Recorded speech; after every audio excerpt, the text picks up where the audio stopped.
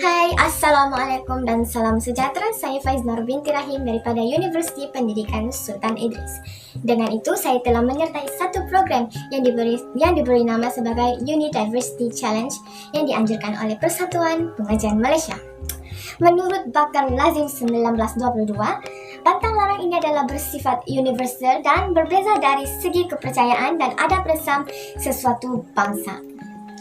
Dan melanggar pantang larang itu lazimnya dikecam oleh masyarakat pada umumnya, tidak sekadar sebahagian dalam budaya. Oke, kita masuk kepada pantang larang yang pertama, yaitu seorang peniaga ataupun pekedai tidak boleh membaca buku di tempat kerja. Hal ini kerana takut perniagaan akan mengalami kerugian yang besar ataupun yang membawa kebangkrutan. Hal ini kerana perkataan buku dalam bahasa Cinanya shu yang membawa maksud sebagai halau ataupun pergi akan membawa malang di tempat itu. Oke, seterusnya kita masuk kepada pantang larang yang kedua, yaitu anak kecil tidak boleh makan kaki ayam.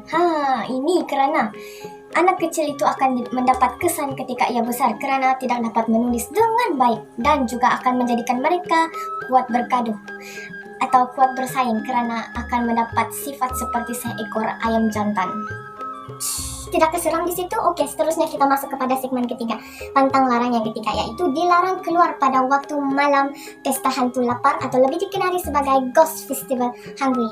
Hal ini kerana adalah untuk mengelakkan masyarakat untuk melihat hantu pada waktu itu.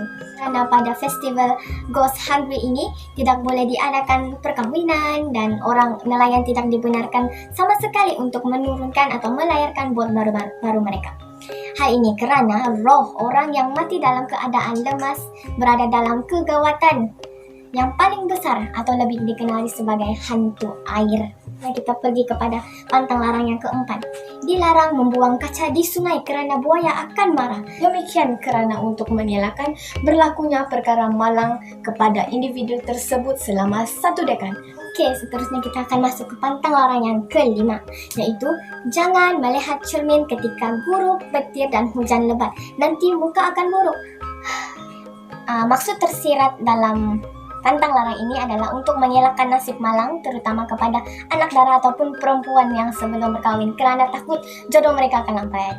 Yaitu pantang larang yang terakhir. Oke, pantang larang ini berbunyi seperti berselimut seluruh badan kelak roh tidak akan kembali ke jasad. Hal ini kerana akan membawa maksud kematian, kerana jika roh tidak kembali ke badan, manusia bermakna mati. Ini juga telah membawa maksud tersirat, yaitu orang tua-tua melarang kanak-kanak kecil tidur berselimut seluruh badan kerana takut akan lemas. Pantang larang yang terakhir daripada saya, yaitu bermain tapuk-tapuk waktu malam kelak disembunyikan hantu kelidahau. Oke, hantu kelidahau ini lebih dikenali sebagai hantu yang menyembunyikan kanak-kanak kecil. Oke, hal ini kerana orang tua mengkhawatiri ataupun merisaukan kanak-kanak yang bersembunyi pada waktu malam sukar dijumpai di tempat persembunyian mereka. Hal ini adalah satu cara untuk melarang kanak-kanak itu untuk bermain pada waktu malam.